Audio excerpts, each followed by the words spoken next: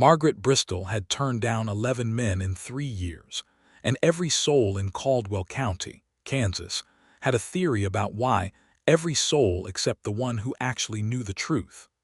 The spring of 1882 pressed warm and golden over the Bristol homestead, the kind of warmth that made the wild grass along Granger Creek bow and shimmer like something alive. The farmhouse sat at the edge of the Bristol property, a two-story clapboard structure that Margaret's father had built with his own hands and a great deal of stubborn pride. The white paint had begun to peel in strips along the south-facing walls, and Margaret had been meaning to repaint it for 2 seasons now. She never quite got around to it. There was always something more pressing: the chickens, the garden, the endless mending, the careful management of the small income her father's cattle herd brought in at market. Margaret herself was 23 years old, with dark chestnut hair that she wore pinned up most mornings and let fall long and loose only when she thought no one was watching. She had brown eyes the color of creek water in autumn, a straight spine that her mother had insisted on, and a particular way of pressing her lips together when she was thinking hard about something that made her look either terribly serious or terribly sad, depending on who was looking. Most people in Caldwell County figured it was just her personality. She was practical, they said. She was sensible. She was Margaret Bristol, the most eligible woman in 3 townships, and she refused every man who came calling with a politeness so firm it felt like a wall. Her father, George Bristol, was 56 and moving slower these days, his joints aching when the weather changed and his cough having taken up something of a permanent residence in his chest the previous winter. He worried about his daughter. He did not press her. He had never been that kind of man, but she could see it in the careful way he watched her sometimes across the supper table, his fork held still above his plate, his eyes carrying that particular weight of a father who wants to ask a question he doesn't know how to phrase. Her younger sister, Clara, was 20 and considerably less patient about the whole matter. "That was Jefferson Hale," Clara announced one Tuesday afternoon in April, appearing in the kitchen doorway with her apron still on and a look of absolute bewilderment on her face. "Jefferson Hale, Margaret. He owns 400 acres. He has a horse that cost more than our entire wagon team." Margaret was straining the morning's milk through a cloth into a clean crock and she did not look up. "I am aware of what Jefferson Hale owns, Clara. Then why in the world did you send him off the porch looking like someone had kicked his best dog? I was not unkind to him. You told him you were flattered but that you didn't think you were the right woman for him. That is true. I am not." Clara walked the rest of the way into the kitchen and pulled out a chair at the wooden table, sitting down in the way she did when she intended to stay and argue. "Margaret, he is 27 years old. He goes to church every Sunday. He has never had a drinking problem or a gambling problem, and his mother, God rest her soul, raised him well. What exactly is wrong with him?"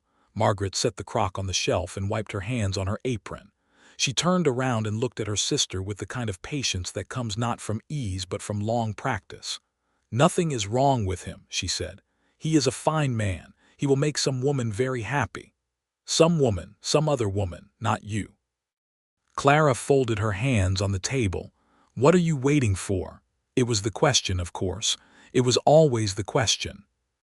And Margaret had 11 different versions of a non-answer she had given to 11 different people asking it in slightly different ways, and all of them were polite and none of them were true. The truth was something she had never said aloud to anyone, not even to Clara, who was her best friend on earth besides being her sister. The truth was Seth Merritt.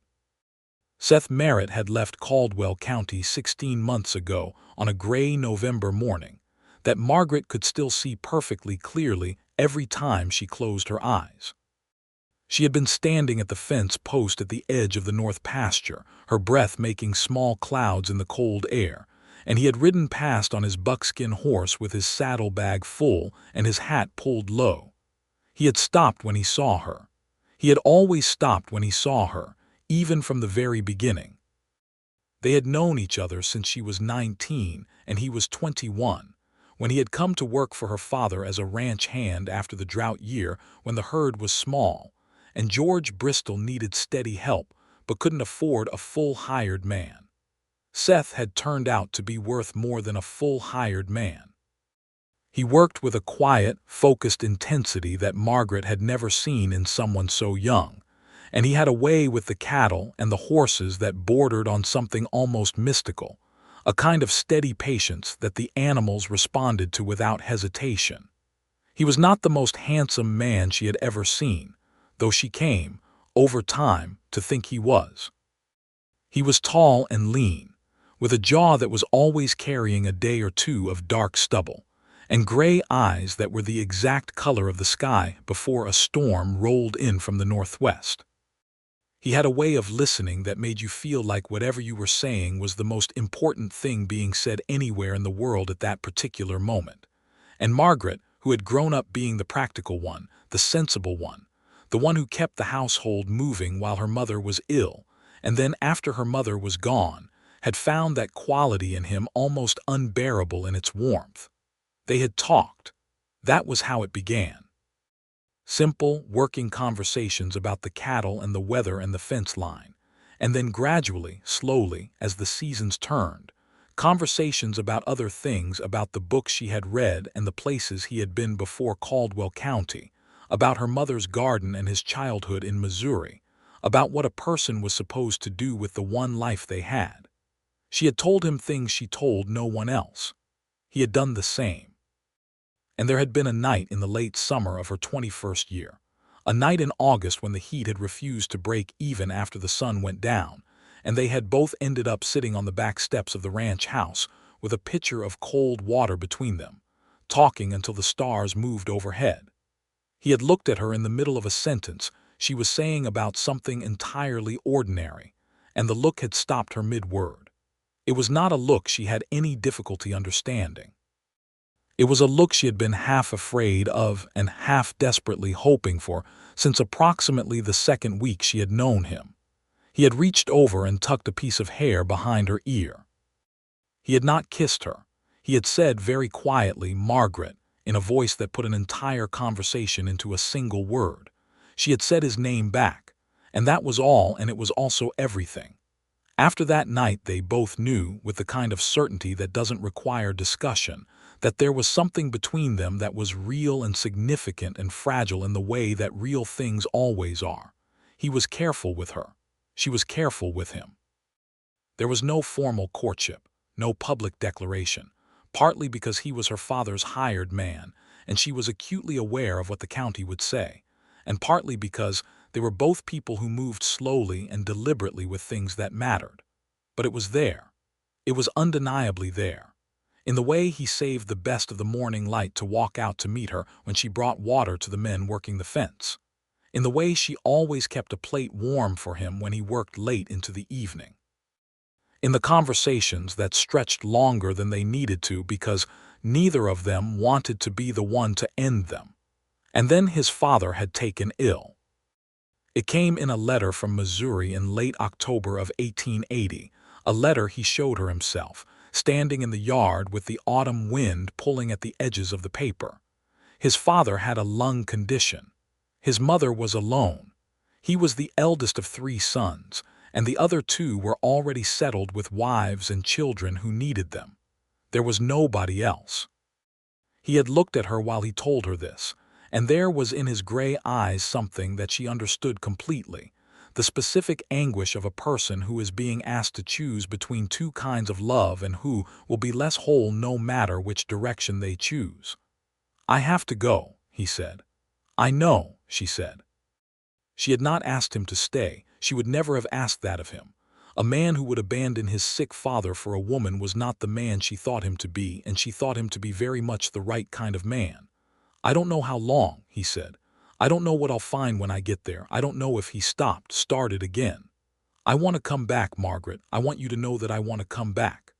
"Then come back," she said, and her voice was steadier than she felt.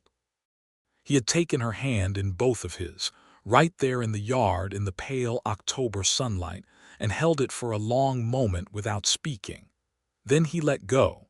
He left on a gray November morning. He stopped at the fence where she was standing. He did not get down from his horse. "I'll write," he said. "I'll be here," she said. He rode away. She watched him until he was just a dark shape against the horizon, and then she watched the empty horizon for a while after that, because there was nothing else to do, and because she had learned young that grief, like winter, moves through a person faster when you don't try to outrun it. He had written 3 letters in the first 6 months, each one carefully composed, telling her about his father's condition, about the farm in Missouri, about the small details of a daily life that was very far away. She had written back after each one, 4 pages at least each time, filling the paper with everything she could think of to tell him: the cattle, the weather, Clara's new friendship with the schoolteacher's daughter, her father's health, the way the creek looked in different seasons. She wrote the way she had always talked to him, with the particular openness that he had always inspired in her. Then the letters slowed.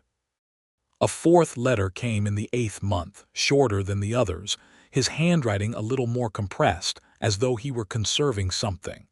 His father had not improved. The farm needed more work than he had anticipated. He was sorry for the silence. She wrote back immediately. No 5th letter came. 3 months passed, then 4, then 5. She continued to write, though she was no longer certain the letters were reaching him, or whether there was some circumstance she didn't know about preventing him from replying. She did not write to his family because she didn't know his family and didn't know how to explain who she was to them. She asked in her letters if he was well. She told him she was still here. 6 months of silence turned into 8. 8 turned into a year. And somewhere in that year, the suitors began to come, as though they had all been waiting for a respectable interval after his departure to begin appearing on the Bristol porch. First came Reverend Daniel Cook's eldest son, a mild-mannered young man named Philip, who clearly found the whole experience of asking for a woman's consideration somewhat terrifying. She let him down as gently as humanly possible.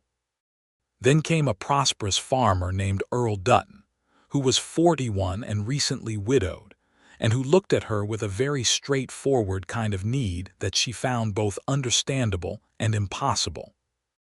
Then came a deputy sheriff from the county seat who wrote her a poem that rhymed range with strange, in a way that made Clara dissolve into poorly suppressed laughter. Then came 3 more young men from various farms and ranches in the county, each one presented by various mothers and church ladies who had appointed themselves the managers of Margaret Bristol's romantic future. And now Jefferson Hale, who was by any reasonable measure the finest prospect she had declined yet. Clara was still sitting at the table. "Margaret," she said again, softer this time, "is it Seth Merritt?" The milk crock was already on the shelf. Margaret had nothing to do with her hands. She folded them in front of her apron instead and looked at the window above the sink, at the spring yard beyond the glass. "He hasn't written in over a year," Clara said quietly. "Not since that last short letter. Margaret, I know how you feel about him. I have always known. You cannot keep a thing like that from someone who lives with you, but you have to consider that he may not—" "Don't," Margaret said, not harshly, just firmly. "I'm not trying to be cruel. I know you're not. I'm trying to say that the man who left here 16 months ago, who has not written in over a year despite you sending at least 8 or 10 letters, that man may have made a different choice about his life. And if that is what has happened, then you deserve to know it and move forward." Margaret was quiet for a long time. The spring wind pressed against the window glass. A hen announced herself loudly from the yard.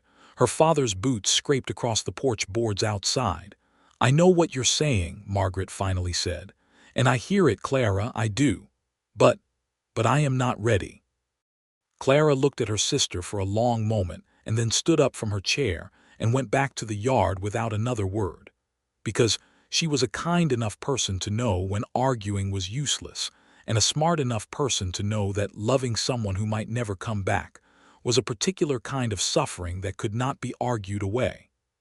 That night, Margaret sat at the small writing desk in her room by lamplight and began another letter to Seth Merritt. She had sent 11 letters now with no reply. She told herself this would be the last one. She wrote, "I don't know if you are receiving these. I don't know if something has happened that you cannot explain in a letter, or whether you've decided that what existed between us was something that time and distance have dissolved. I want you to know that I understand either possibility. I'm not a woman who requires a man to feel things he doesn't feel, but I am also a woman who has never been good at pretending, so I will tell you plainly, I am still here. The fence in the north pasture still needs mending on the east end, the way it always did. The Granger Creek still runs high in March and low in August. My father's cough is worse this winter than last.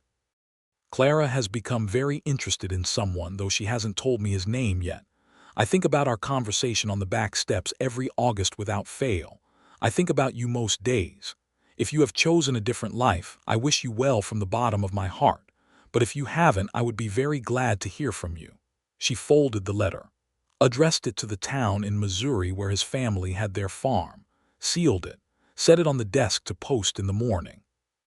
Then she turned down the lamp and lay in the dark, and stared at the ceiling and thought about a man she hadn't seen in 16 months, who she had never even kissed, and who she was reasonably certain she would love for the rest of her life whether he ever came back or not.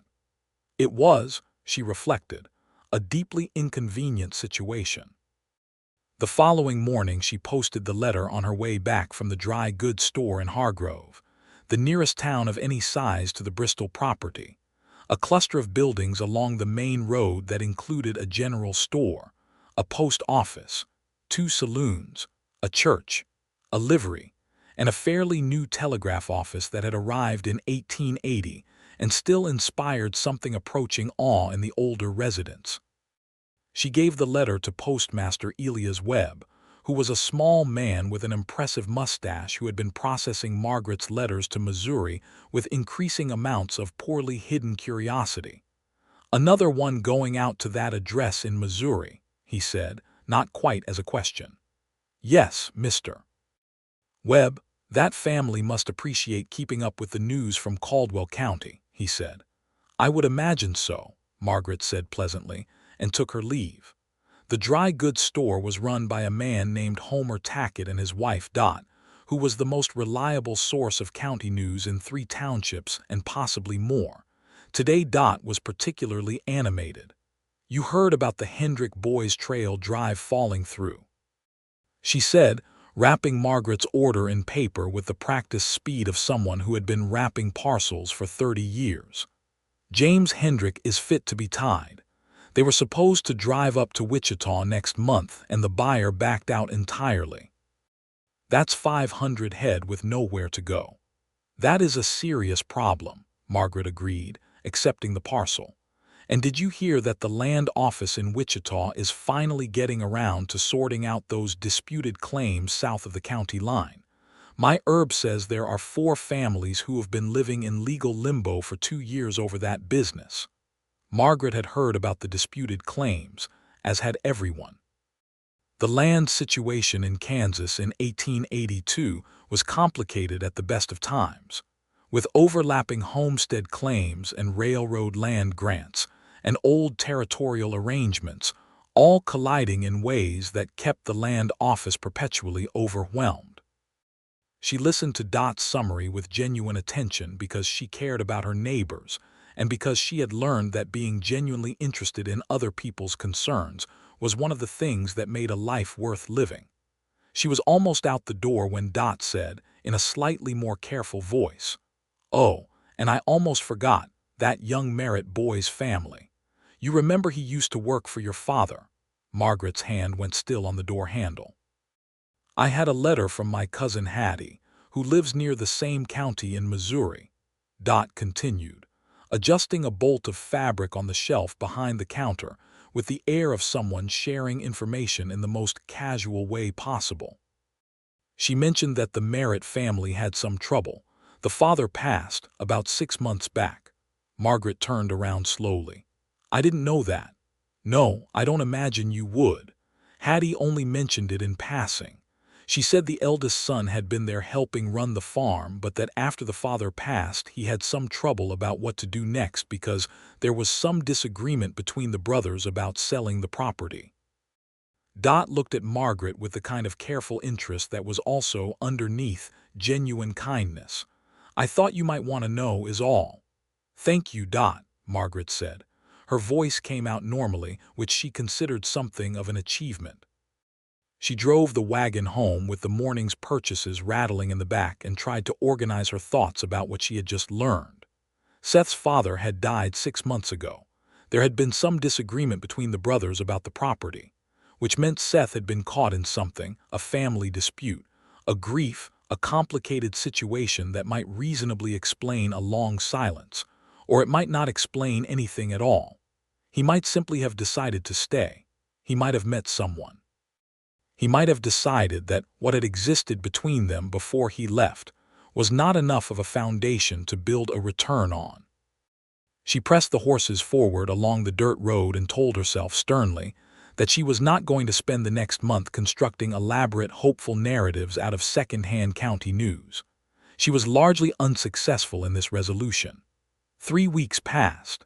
The spring deepened into its fullest expression, the Bristol cattle doing well on the fresh grass, the garden coming in strong, her father's cough easing a little with the warmer air. Clara was now visibly in the early stages of a courtship with a man named Henry Bauer, a young German-American farmer with a square, honest face and an earnest manner who had moved to the county the previous year. Margaret watched this development with genuine pleasure and only a small, private pang that she didn't entirely acknowledge. She was mending a fence section on the east side of the north pasture on a warm afternoon in late May when she heard a horse coming up the road that ran along the property boundary. She didn't look up immediately, because horses came up that road with some regularity. She was concentrating on the wire, which had rusted in 2 places and needed careful handling. Then the horse stopped. She looked up. He was sitting on a different horse than the one he'd left on, a bay this time, deeper brown than the old buckskin, with a white blaze on its face. He was thinner than she remembered, with a tiredness around his eyes that the 16 months had put there. His jaw carried more than a day or 2 of dark stubble now, closer to a week's worth, and his coat was dusty from the road. His hat was the same hat. She knew it by the crease in the crown and the slight irregularity in the brim on the left side. He looked at her from the other side of the fence line. She looked at him. "The east end of the fence still needs mending," he said, in a voice that was exactly the way she remembered it. She was so surprised to hear him say those specific words back to her, the words from her letter, from the last letter, that for a moment she couldn't speak at all, which was not a condition she was accustomed to.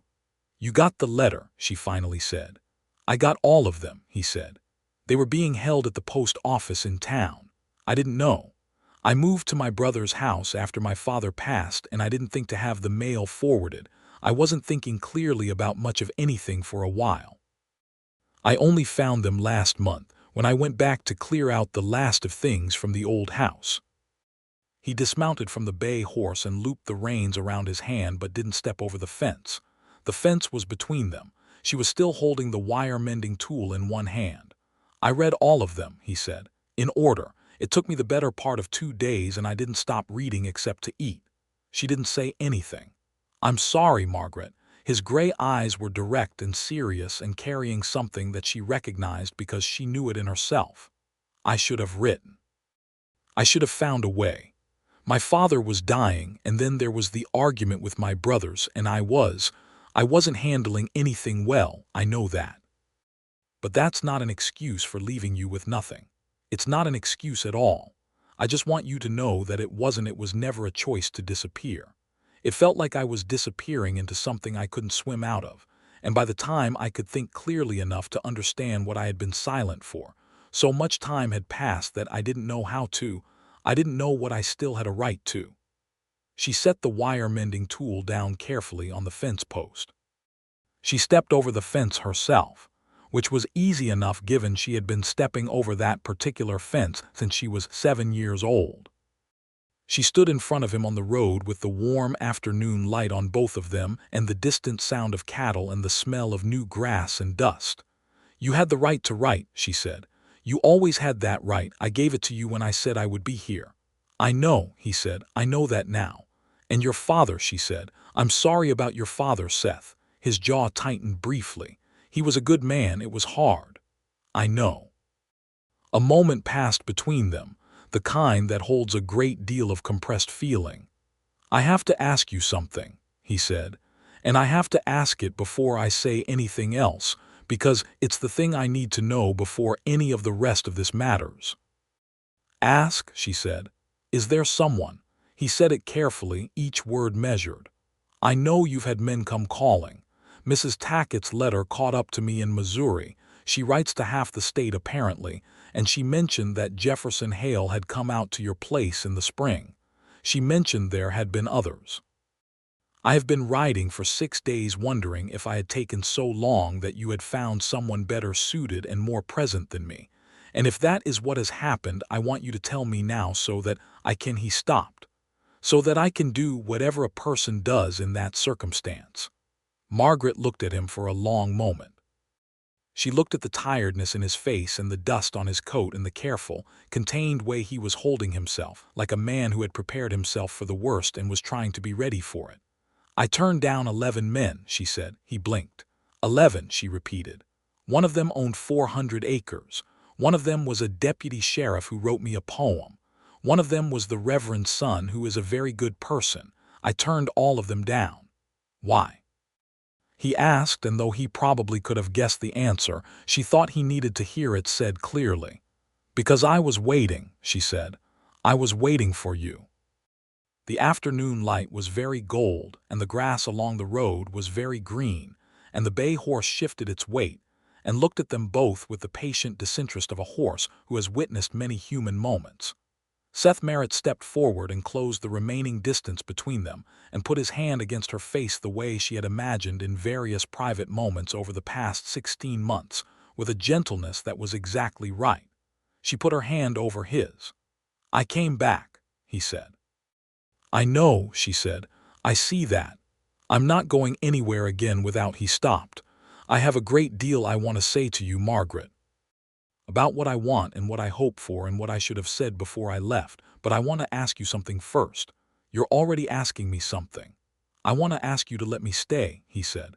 "I want to ask if I can come back to work for your father if he'll have me, and I want to be here. I want to see if what was between us is still—" "It is," she said. "You didn't let me finish."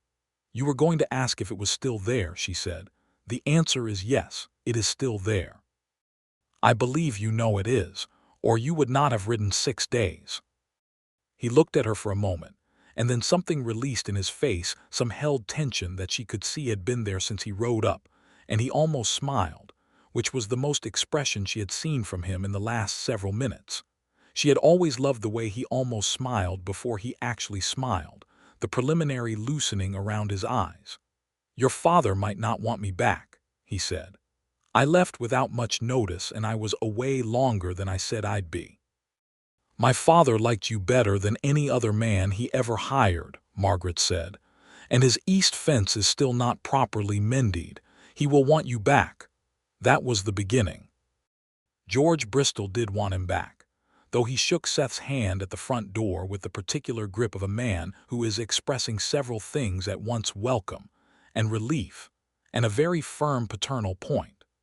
Clara hugged Seth with uncomplicated warmth, and then gave Margaret a look over his shoulder that communicated about 17 different things in the way that sisters can.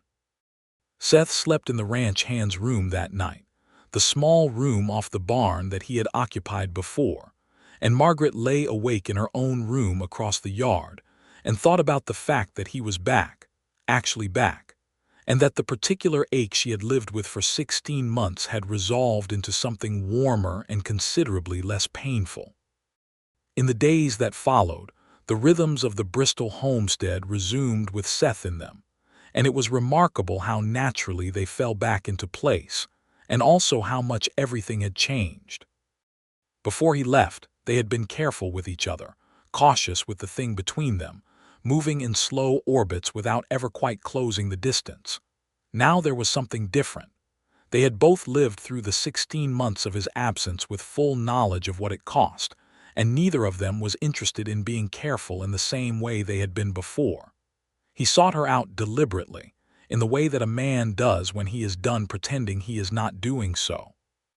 After supper, when the work was done, he would find a reason to be on the porch at the same time she was, or he would linger in the kitchen when she was finishing the dishes, leaning against the doorframe talking about the day's work in a way that stretched naturally into talking about everything else.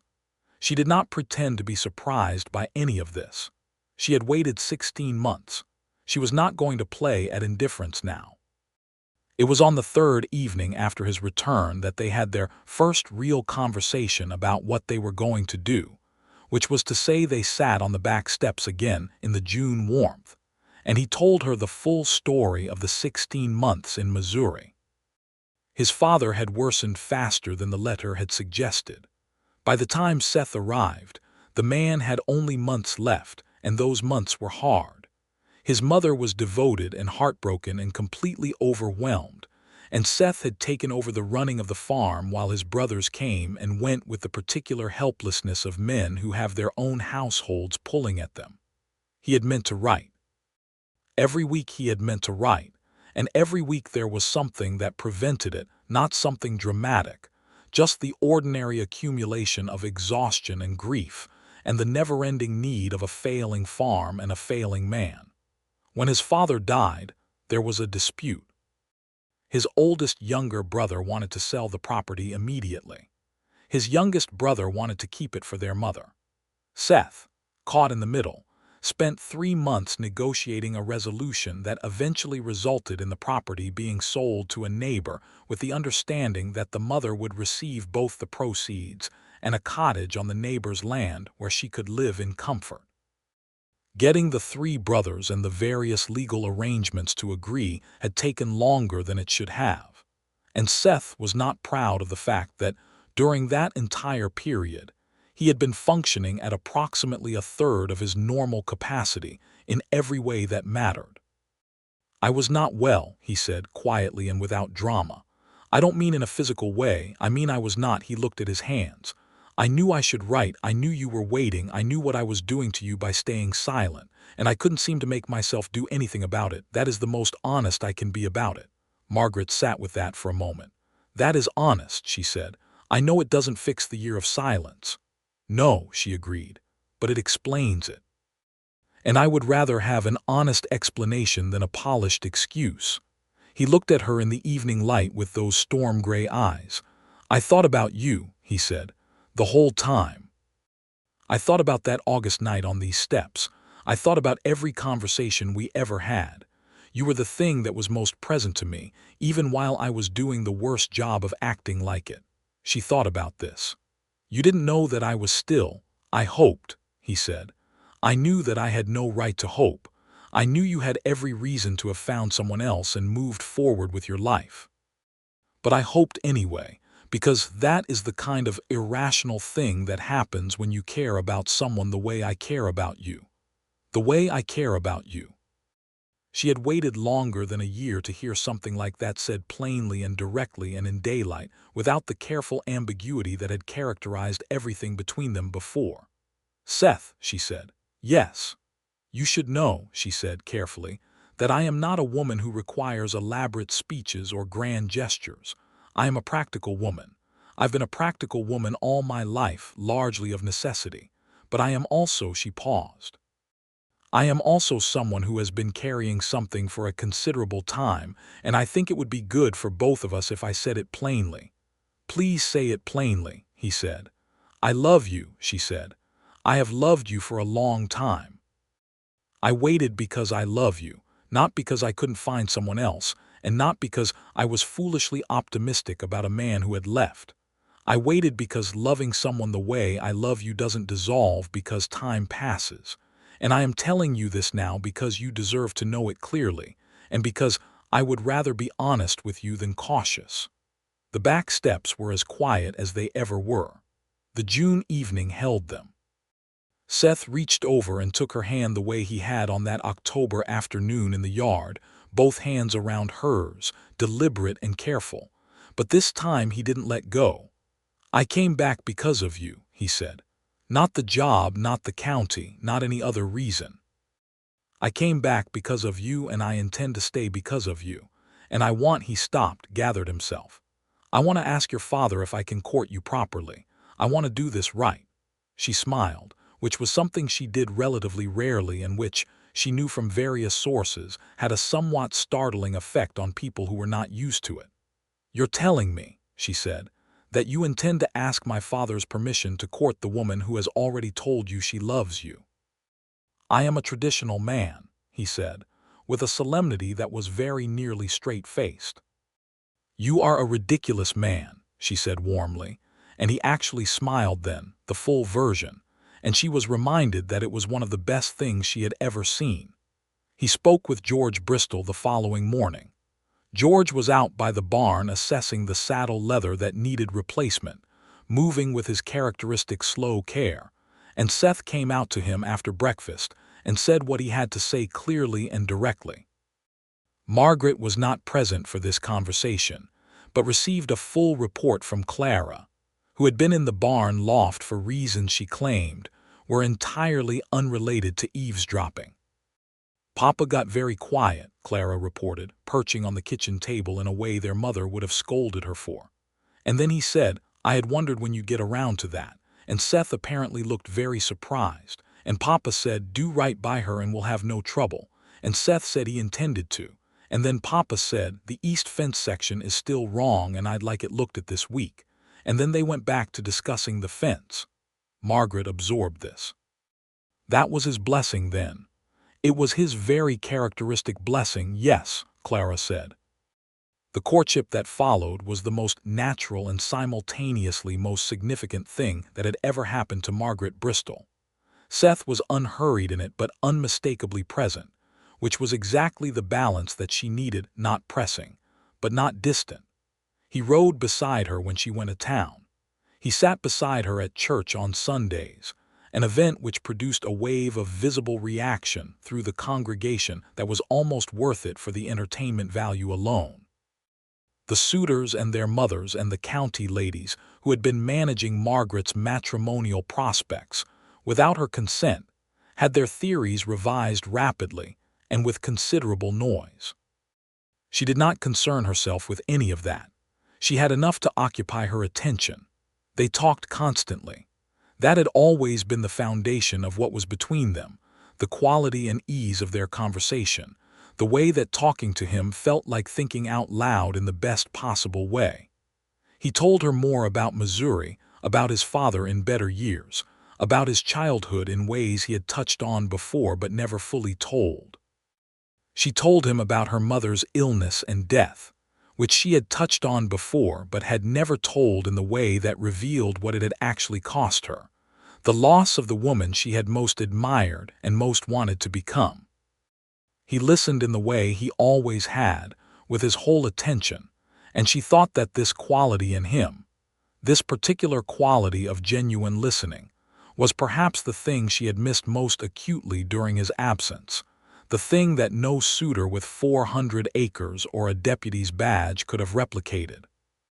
In July, on a warm Sunday afternoon when her father was sleeping, and Clara was visiting Henry Bower's farm with appropriate chaperone in the form of Henry's older married sister, Seth and Margaret walked along Granger Creek for over an hour without any particular destination, talking about everything and nothing. And at some point, he stopped walking and she stopped with him, on the bank of the creek where the cottonwood trees made a dappled shade. And he turned to her with the specific purposefulness of a man who has made a decision. He kissed her. It was the kind of first kiss that neither of them would ever forget because it was so absolutely right in every particular. The way he held her face, the way she came up on her toes slightly, the cottonwood leaves and the sound of the creek and the warm July air. She had imagined this moment in various forms for 3 years, and the actual reality of it was considerably better than any version she had imagined, which she had not entirely expected. When they separated, he rested his forehead against hers for a moment. "I should have done that before I left for Missouri," he said. "Yes," she agreed, "you should have. I was an idiot." "Yes," she agreed again, and felt him smile against her forehead. "I intend to make up for it," he said. "I look forward to that," she said, and meant it entirely. The summer deepened and the courtship with it, the whole county watching with the invested interest of a community that had held strong opinions about Margaret Bristol's romantic choices for 3 years, and was now receiving a resolution that most found satisfying and some found fascinating. Jefferson Hale, it was reported, had taken the news philosophically and turned his attentions toward a young woman in the next township, which Margaret genuinely wished him well for. The various church ladies revised their positions with the specific fluidity of people who had been wrong about something, but preferred to present their new view as an evolution rather than a correction. Clara's courtship with Henry Bower was progressing beautifully, and the two sisters found themselves in the unusual and comfortable position of being able to discuss this aspect of life with each other honestly for the first time. Clara was glowing with it. Henry was solid and warm and clearly devoted, and Margaret liked him very much. In August, the Caldwell County summer was at its fullest and most implacable heat, and there was a social gathering at the Hargrove Church that served as the community's primary summer event, a combination of a church picnic, a cattle auction, and a dance that lasted until midnight.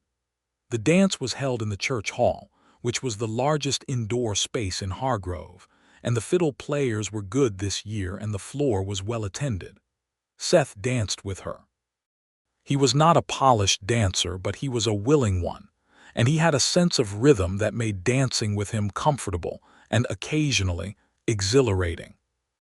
They danced 3 sets together, which was more than propriety's strictest interpretation would have preferred, but well within the range of what a recognized couple could reasonably claim. And Margaret was aware of how publicly happy she was, and found that, for once, she didn't feel the need to moderate it. Her father sat on the bench along the hall wall with some of the older men and watched his eldest daughter dance and looked, for the first time in a long time, like a man who was not worried. Seth got her a cup of lemonade between sets, and they stood near the open side door where a small breeze was doing its best against the hall's collected warmth. "Half the county is staring at us," he said, not with complaint, just as an observation. "Half the county has been trying to get me married for 3 years," Margaret said. "They have an investment in the outcome." "Do you mind?" he asked. "The attention," she considered. "No," she said honestly. "I spent 3 years minding people's opinions about who I wasn't choosing. I find I mind considerably less about their interest in who I am."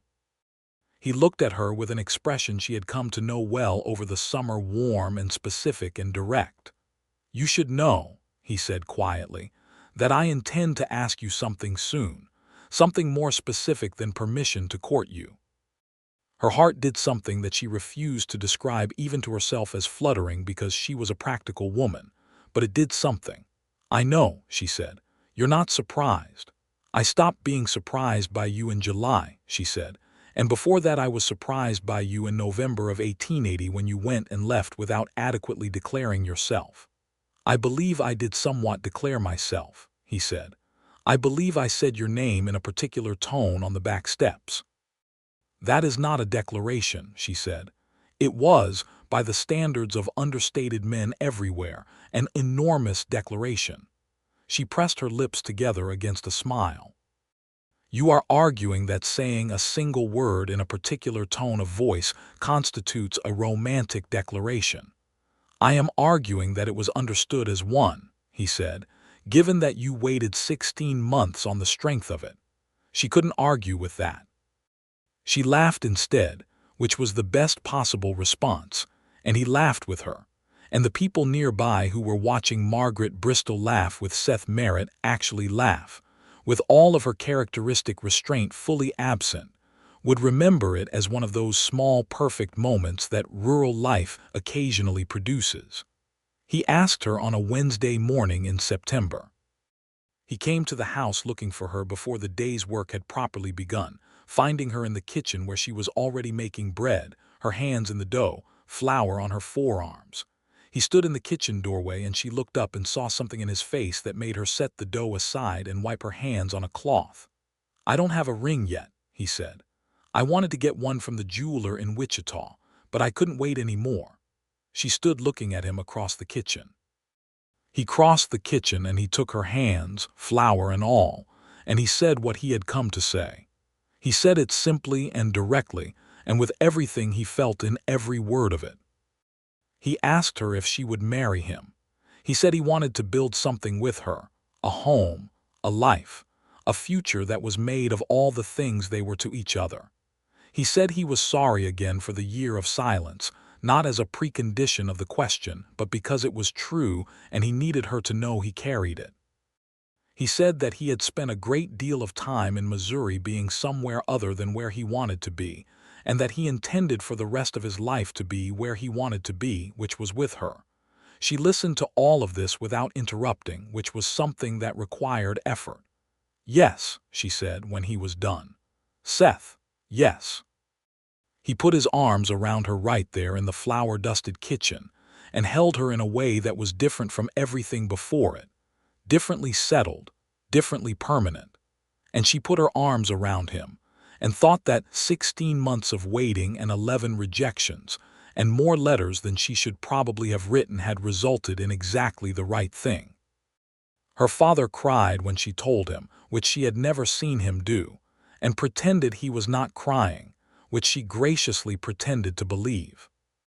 Clara screamed a very uncharacteristic scream, and then hugged both of them separately and together, and produced a somewhat involved theory about how she had always known this was what would happen, which bore very little relationship to the skeptical position she had maintained at the kitchen table in April.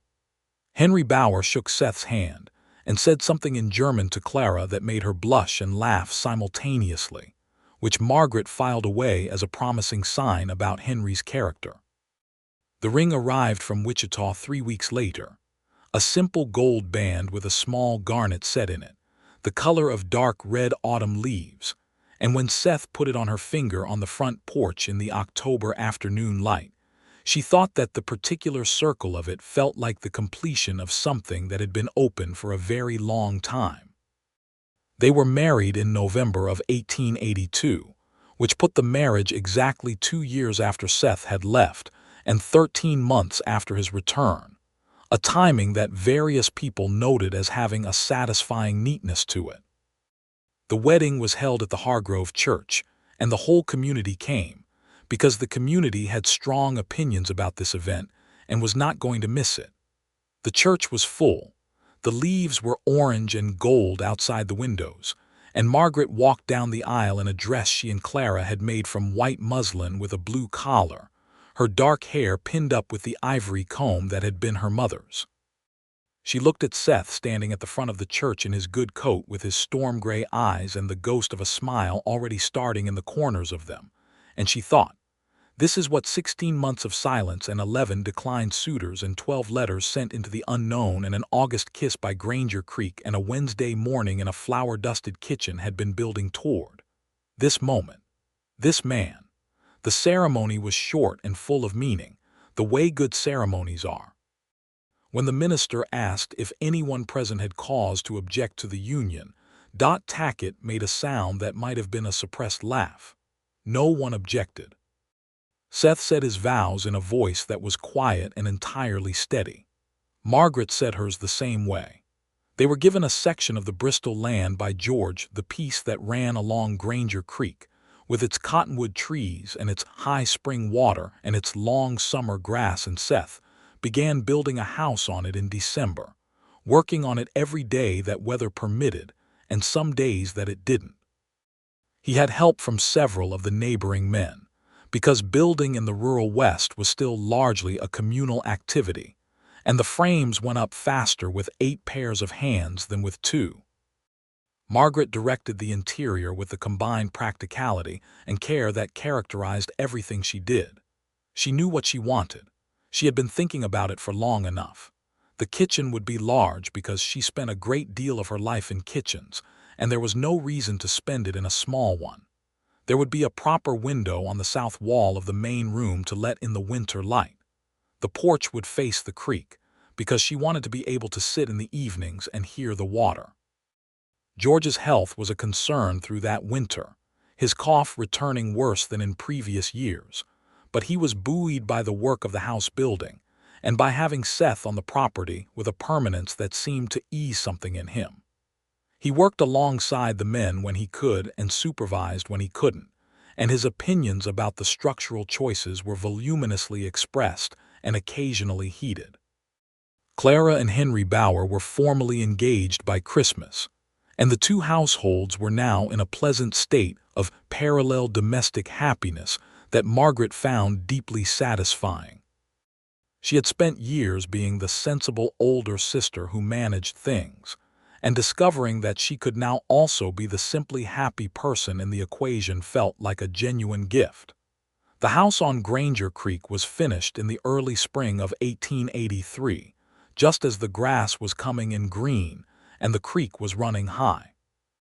They moved in on a bright March day, carrying their things from the Bristol farmhouse in wagon loads, and Margaret stood in the middle of the main room in the new house and looked at the south window full of morning light and thought about all the days that were ahead of them. Seth came in from bringing the last load and found her standing there. "What are you thinking?" he asked. "That the window is exactly right," she said. "I measured it 4 times, he said. "I know. I watched you measure it 4 times. He came and stood beside her, looking at the window. "Are you happy?" he asked. She considered the question with the seriousness it deserved. She was standing in a house that her husband had built on land along a creek she had known all her life, in a county where she had deep roots and good neighbors and a father and sister she loved. She was 24 years old and healthy, and in possession of a marriage to a man who had ridden 6 days to come back to her, and who listened to her the way no one else ever had. "Yes," she said, "I am very happy." He put his arm around her in the morning light from the new south window, and she leaned into him, and the creek outside made its particular sound. That spring, the Bristol cattle herd had a good season, and Seth's management of the breeding program, something he had strong opinions about, developed from his years of experience, resulted in a stronger fall market than the previous 2 years. George's health stabilized in the warmth, and he was well enough to take an active role through the spring and summer in a way that pleased him enormously and relieved his daughters considerably. There were social complications in the county that spring. There was a land dispute that had been simmering for 2 seasons between some of the established farming families and a group of new settlers who had taken homestead claims in the southern part of the county. The dispute had some ugly elements.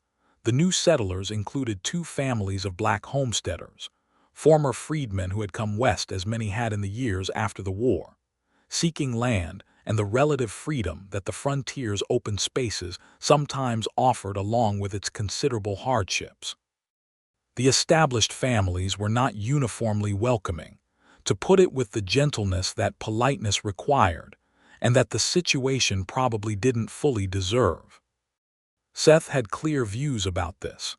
He had grown up in Missouri and had his own history with what racial injustice looked like and cost, and he was not a man who kept his views to himself when the stakes were real. He was careful about it. He was not a man who raised his voice unnecessarily. But at the county meeting held at the church hall to discuss the land situation, he said plainly that the homestead claims of the Caldwell and Davis families were legally identical to those of any other homesteader in the county, and that any effort to pressure them off their land was not only morally wrong but contrary to the actual law as written. He said it once, clearly, and sat down. Margaret had been sitting beside him, and she put her hand briefly on his under the table, which was the only way she had to tell him in that moment that she loved him for it. The meeting did not resolve everything, because community meetings rarely do, but it established a position that mattered. The Caldwell and Davis families kept their claims. Seth became one of the people in the county who was specifically on the record as having said the right thing in the right room, and that kind of record, Margaret had always believed, was what character actually looked like in practice. The summer of 1883 was a very good summer. The house on Granger Creek settled into its first full season with the particular contentment of a well-built thing doing what it was meant to do. Margaret's garden came in beautifully. She had inherited her mother's ability with growing things and her own determination to practice it, and the kitchen was large enough to handle the canning season with something approaching ease. Seth worked the land with the same focused intensity he had always brought to work, and there was a wholeness to watching him on the Bristol land now that there had not been before. He was not a hired man on someone else's property. He was a man building something of his own. Clara and Henry were married in June, a cheerful wedding in the same Hargrove church, and the Bristol family absorbed Henry with the warmth he thoroughly deserved. George liked him, which was the most important measure, and the two young couples settled into the adjacent rhythms of neighboring lives with no friction at all. In August, Margaret told Seth that she was expecting their first child. She told him in the kitchen in the evening after supper, sitting across the table from him with her hands folded on the top of it, with a directness that was entirely characteristic. He sat very still for a moment. Then he stood up from the table and came around it and pulled her up from her chair and held her in a way she felt from her hair to her feet. "A baby," he said into her hair. "A baby," she confirmed. "Are you well?" "I am perfectly well." He held her for a long time without saying anything else, and she felt the way his breathing changed, steadied, deepened as the fact settled into him. She knew what it meant to him, this continuation, this forward movement. She knew because he had talked about his father in the weeks after the funeral with a grief that was also threaded through with something about legacy and continuation, about the desire to carry something forward into time. "A boy or a girl," he said eventually. "One of the two," she agreed, "if the general pattern holds." He laughed into her hair. "You are a very practical woman. You knew that before you married me." "I counted on it," he said. George Bristol was told that evening, and the old man sat with it for a moment and then pressed Margaret's hand and nodded several times in succession, which was how he expressed most of his deepest feelings. He looked better for it, she thought. He looked like a man who had something specifically good to look forward to. The autumn of 1883 was beautiful and busy. Margaret was well through the pregnancy, managing the household with her characteristic competence, while Seth watched her with a care that was not smothering but was steady and present. He was up early every morning, and he did not stay out late. He came in at noon to check on her, even when the work was heavy. He read to her in the evenings. They had accumulated a small collection of books between them, hers from the Bristol household and his from various places, and they read aloud to each other by the fire in a routine that had become one of the things she valued most about their shared life. Henry had recommended a doctor from Wichita who sometimes came out to the county for difficult cases, and Seth had written to establish contact with this doctor well in advance. Margaret thought this was probably unnecessary. Women had been having babies in rural Kansas without Wichita doctors for as long as there had been rural Kansas, but she appreciated the thoroughness. In the event, the baby came on a cold night in February of 1884 with the help of the county midwife, Mrs. Paulson, who was extremely competent and had attended more births in Caldwell County than anyone else living. Seth was present in the way that husbands of his generation were present, pacing the main room, stoking the fire to unnecessary heights, trying not to listen to sounds he had no context for.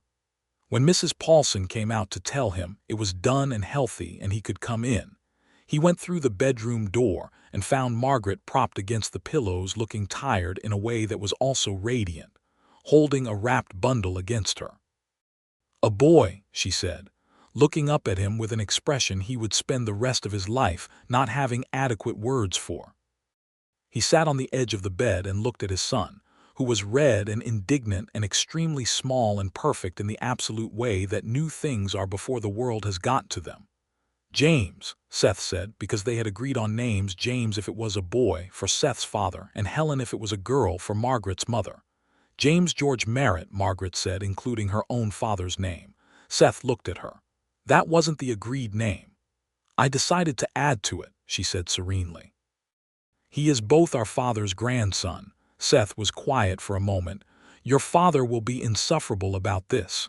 "Yes," she agreed. "He will love every minute of it." George Bristol was insufferable about it in exactly the way she had predicted, and loved every minute of it in exactly the way she had hoped. He came out to the house on Granger Creek the following morning, and held his grandson with the particular careful tenderness of a large-handed man with something very small and precious in his arms, and he said nothing for a while, and his eyes did the thing they had done when Margaret got engaged, which she graciously continued to pretend she didn't notice. Clara had a baby girl the following October, born healthy and named Rose, and the two cousins grew up 6 months apart on adjacent farms along Granger Creek and were, from almost the beginning, inseparable in the way that children who grow up together on open land tend to become. James George Merritt grew from a red, indignant bundle into a solid, curious, dark-haired boy who had his mother's brown eyes and his father's tendency to watch things carefully before deciding how to engage with them.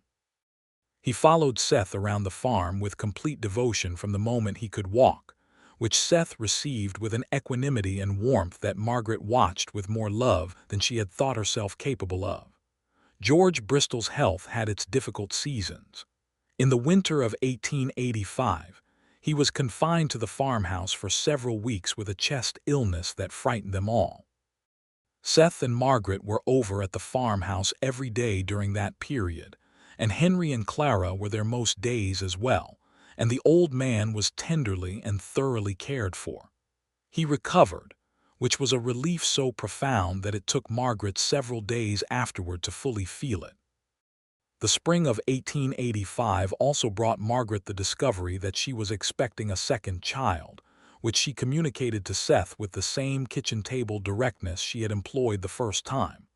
He had learned by now not to sit still when she told him things like this, and he stood up immediately this time, which made her laugh.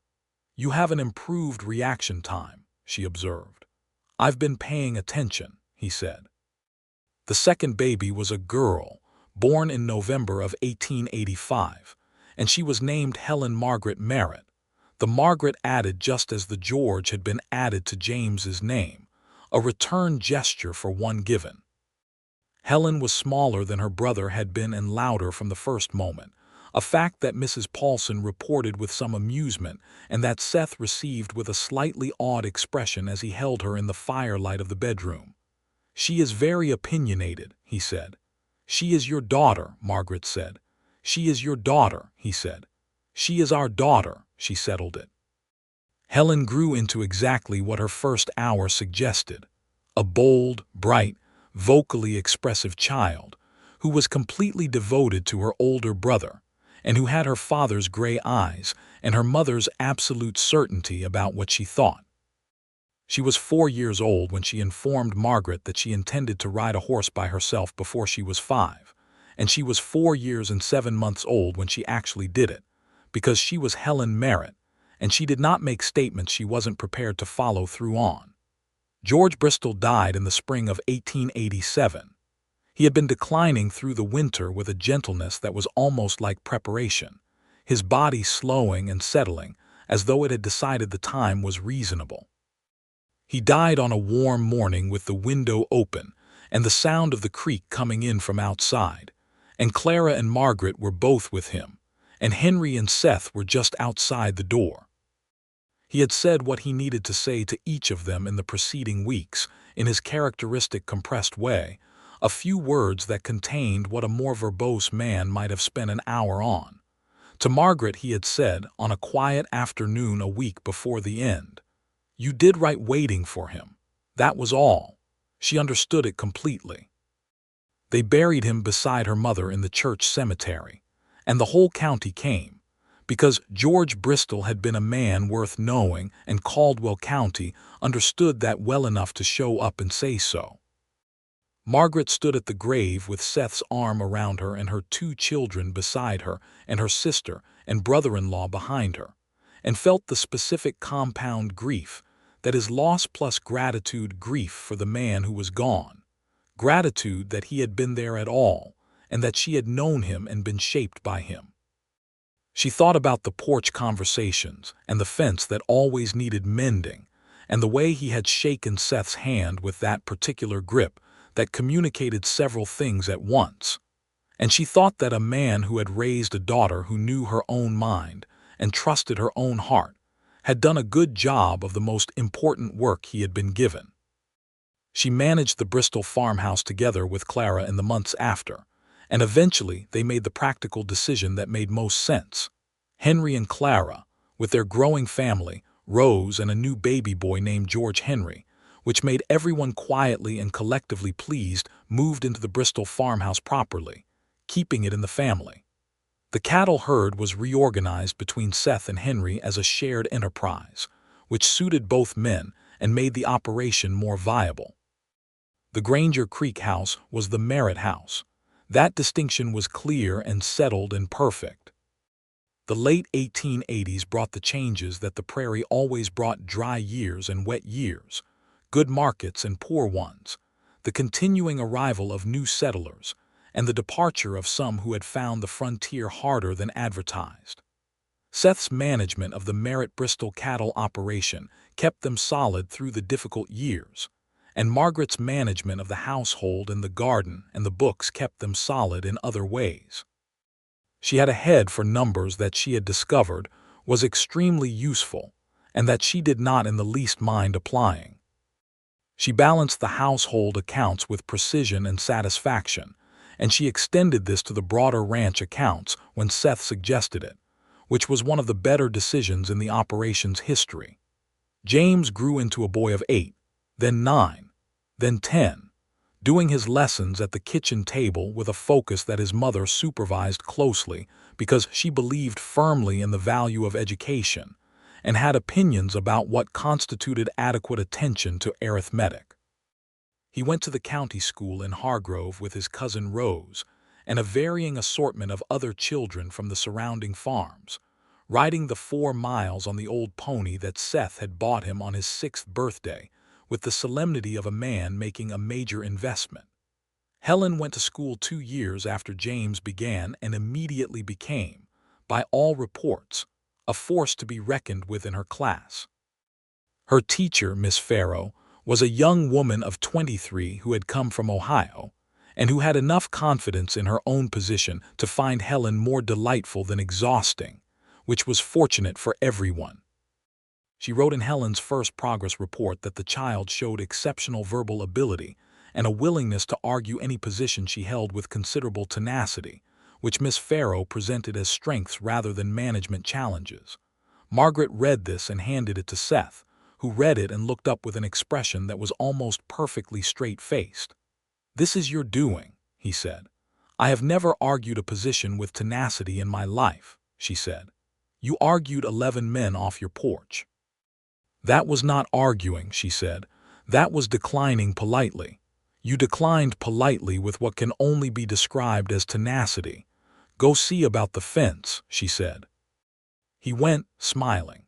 She sat at the kitchen table and listened to the sounds of the farm in the late morning, the horses, the cattle, the wind in the cottonwoods outside, and felt the fullness of an ordinary Tuesday in a life that had been built carefully and lovingly from a combination of patience and stubbornness and luck, and a man who had come back.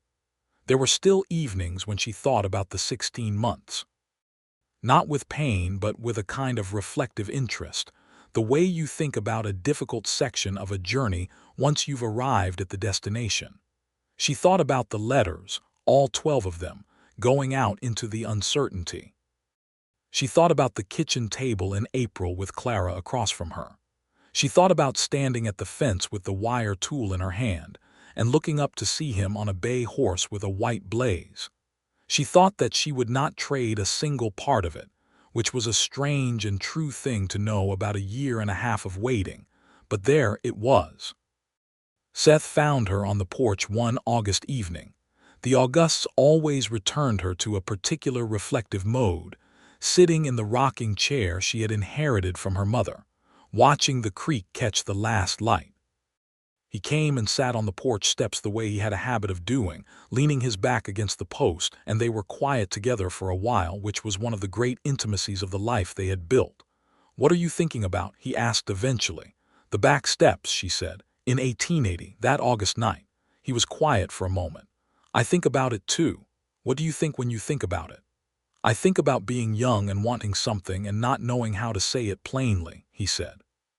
"I think I wasted a great deal of time on not saying things plainly." "You make up for it now," she said. "I try to," he said. He looked at the creek. "I think about riding away in November and looking back once and seeing you at the fence line." She had not known he had looked back. She had been watching the horizon after he disappeared over it, not watching whether he turned. "You looked back," she said. "Of course I looked back." She was quiet for a moment. The creek ran over its stones and the cottonwood leaves moved overhead. "Seth," she said. "Yes." "I want you to know that I have never once regretted waiting," she said. "Not even during the hard months of it. I want you to know that." He turned to look at her from the steps, his gray eyes catching the last light. "I know it," he said, "but I'm glad you said it." "I'm a practical woman," she said. "I find that saying important things plainly is generally more useful than leaving them assumed." He stood up from the steps and came and crouched beside her chair at her eye level, which was something he did when he wanted to look at her directly. "I love you," he said. "I want to say that plainly since you prefer it." "I do prefer it," she said, "and I love you." He took her hand the way he always had, both of his around hers, and they sat in the August evening on the porch of their house on Granger Creek. The years continued. James turned 12 and then 13 and could ride and work and argue the value of his father's cattle program with a comprehensiveness that impressed Seth and periodically exasperated their neighbors, who were used to the argument being one-sided in the older man's favor. Helen turned 10 and began an impassioned campaign for her own horse separate from the family horses, which she won through persistence, and a carefully written proposal that she presented at the supper table with a seriousness that made Seth look at the ceiling with an expression that was entirely her mother's. Margaret turned 30 in the summer of 1889, and Seth made a point of the occasion in a way she had not expected from him, organizing a gathering at the Granger Creek house with the family, Clara and Henry, and their 3 children, the neighbors, some of the community friends they had made over the years, that turned into a long afternoon of considerable warmth and laughter, and the kind of accumulated love that only comes from a life well shared. He gave her a gift that he had made himself, a small carved wooden box with a latch, and on the lid he had carved the cottonwood tree from the creek bank. She recognized it immediately, the same cottonwood, the one near the place where he had kissed her. She held the box for a moment and looked at the carving. "The cottonwood," she said. "From the right bank," he said, "downstream about 50 yards. "I know exactly which one," she said. He smiled. "I thought you would." She put the box on the mantelpiece in the main room where it stayed for the rest of her life. The early 1890s brought the changes that came to all of Kansas in those years. The economic difficulty, the drought seasons, the shift in the cattle market as the Great Trail drives wound down, and the business of ranching became more complex. Seth and Henry navigated these pressures together with the complementary skills they had developed: Seth's instinct for the land and livestock, Henry's solidity and careful planning, Margaret's numbers and her ability to see 3 years ahead in a budget, and they came through the hard years without losing what mattered. Not everyone did. Some of the smaller operations around them failed, and there were families who left the county in those years with the particular heavy quietness of people departing a place they had intended to stay. Margaret and Seth did what they could, sharing resources when they could, offering work when there was work to give, being present without being intrusive, because that was what community meant in practice, and they both believed in it. Clara and Henry had a 4th child in 1891, another boy, and the Bower farm was loud and healthy and constantly in motion. The Merritt household was a somewhat quieter counterpoint, though loud enough given Helen's fundamental nature and James's increasingly developed opinions about every topic he encountered. James Merritt was 16 in 1900 when he announced with characteristic Merritt quiet certainty that he intended to study law. He had been reading everything he could get access to about the legal system for 3 years, and his interest had crystallized into a specific direction after the land dispute in the county's southern section had continued to produce injustices that he had watched with mounting frustration since childhood. Seth received this announcement with a nod and a long silence. Then he said, "You'll need to go to Topeka." "Yes," James said. "That's money we'll need to plan for." "I know. I've thought about how to do it." Margaret watched this exchange from across the kitchen, with the specific pleasure of a mother watching her child be the person she had hoped they would grow into. She and Seth had spent years putting a portion of their income aside into a fund that they told each other, and each other only was for the children's futures, not specifically what futures, just the funds to make futures possible. They had enough. It would be tight, but they had enough. James went to Topeka at 17 to begin the preparation that would lead to his legal education, and the Granger Creek house was quieter without him. Helen, at 15, filled approximately 2/3 of the quiet by herself.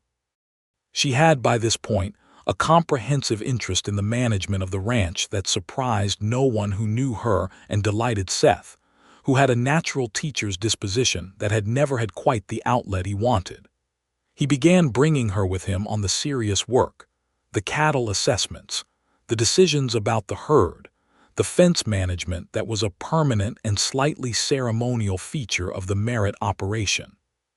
She absorbed all of it with her father's observational thoroughness and her mother's practical intelligence. And Seth told Margaret one evening that Helen could run this operation herself by the time she was 20 if she chose to. "Don't tell her that yet," Margaret said. "Why not?" "Because she'll have run it by the time she's 18. He considered this. "That might not be the worst outcome." "No," she agreed, "it might not." Margaret at 35 was precisely herself in the fullest sense. All the practicality and directness and warmth that she had been at 23, developed and deepened by 12 years of marriage and 2 children, and the particular refinement that comes from a life lived with someone who sees you clearly and values what they see. She was more inclined to laugh than she had been in her younger years, which Seth claimed credit for, and she was less inclined to assume that what was difficult was also impossible, which she claimed credit for herself. She still received occasional comments from the older generation of county ladies about her long-ago refusals, always delivered as a kind of moral lesson about patience or faith or divine timing, depending on the speaker's theological inclinations. She received these comments with gracious good humor, and did not point out that what she had been waiting for was a specific man she had specific reasons to trust, which was not the same as abstract patience, but was often more comfortable to present that way. On the evening of their 15th wedding anniversary, Seth came in from the barn and found her standing at the south window in the last light, watching the creek. 15 years, she said, when she heard him come in. 15 years, he agreed, coming to stand beside her. "I was thinking earlier about that first November," she said, "when you left." "Not a day I'm proud of," he said. "You left for the right reasons," she said. "I've always known that. But I came back for the right reasons too," he said. She looked at him. He looked at her, gray eyes in the evening light, the specific face of a man who has been hers for 15 years and who she knows as well as she knows herself. "You did," she said. "You came back for the right reasons." He put his arm around her, and she leaned into his side in the way she had been leaning into him for 15 years, with the ease of long practice and the warmth of genuine love. "Are you happy?" He asked the same question he had asked her standing in the main room in the first spring of the house. "Yes," she said, the same answer, as true now as it had been then and considerably more substantiated. They stood at the south window while the creek caught the last light and the cottonwood trees moved in the evening wind, and the anniversary of their wedding settled around them like a well-known song.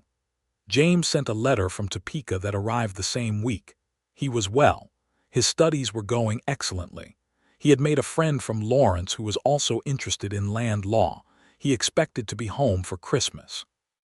Helen had written him back before Margaret could even finish the letter, which was entirely characteristic. Clara came for supper that Sunday with Henry and the children, and the two households filled the Granger Creek house with the noise and warmth of a family that had grown from very little to quite a lot. George Henry Bower, at 9, was large for his age and serious in the way his father was. Rose was 15, and had recently discovered that she was very interested in botany, an interest that Margaret had been quietly encouraging for 2 years with books sourced from the Wichita catalog. Helen and Rose together were currently involved in a comprehensive map of every plant species along the full length of Granger Creek, which was a project of impressive ambition and excellent scientific instinct.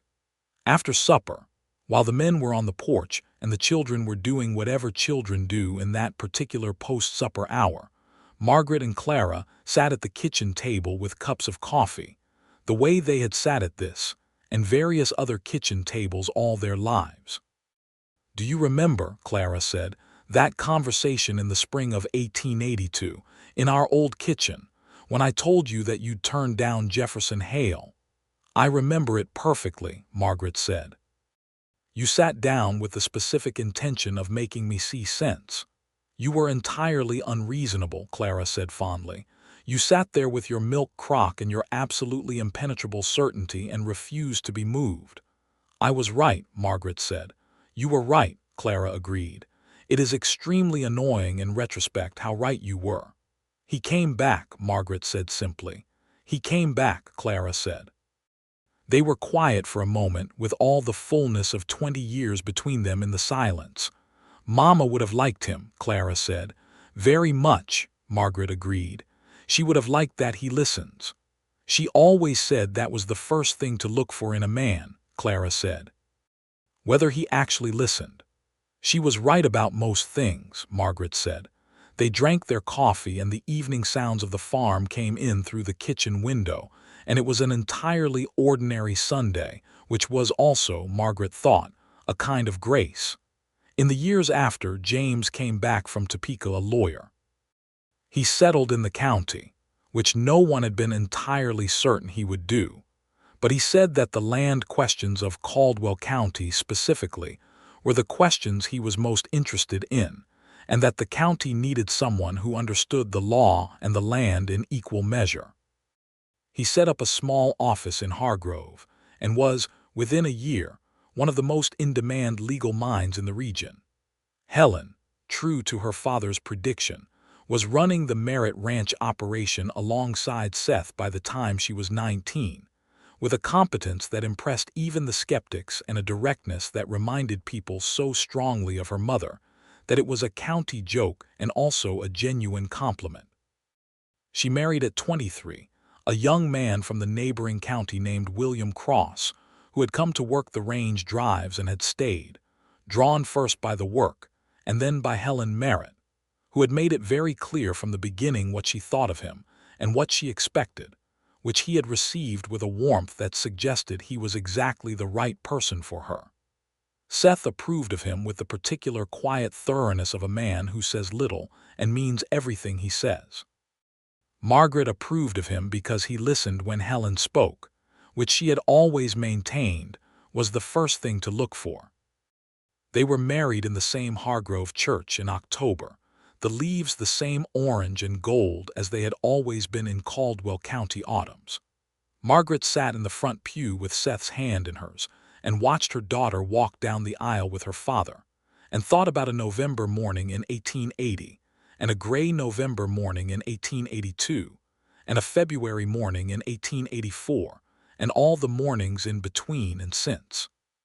She thought about the chain of things, each year connected to the previous one, each decision connected to the next, all of it leading here to this church, to this family, to this life that she had built carefully and fought for quietly and loved fully.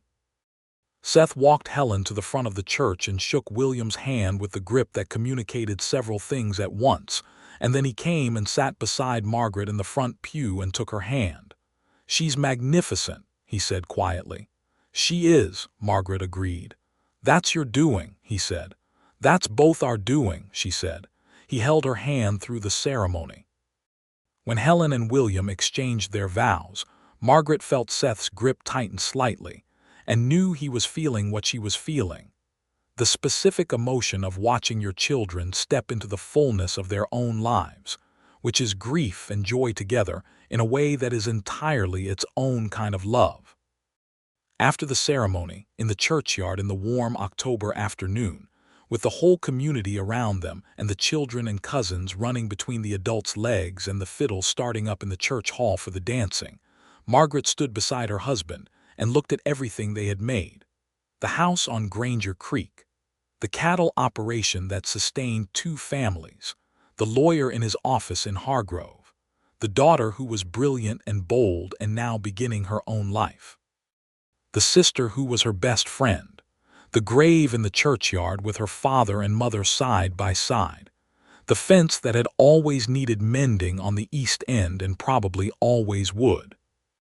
She had stood at that fence on a May afternoon in 1882 and looked up to find a man she had loved and lost and waited for, returned. Everything had grown from that moment, from the patience of it and the ache of it and the absolute refusal to let go of the true thing in favor of the convenient thing. From 12 letters sent into silence and 11 suitors declined and 1 gray-eyed man on a bay horse who had the decency to come back. "Do you know what I'm thinking?" she said to Seth. "Tell me," he said.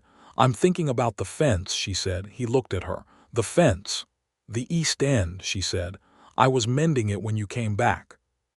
He smiled, the full version, the one that was one of the best things she had ever seen, unchanged by 20 years. "I remember.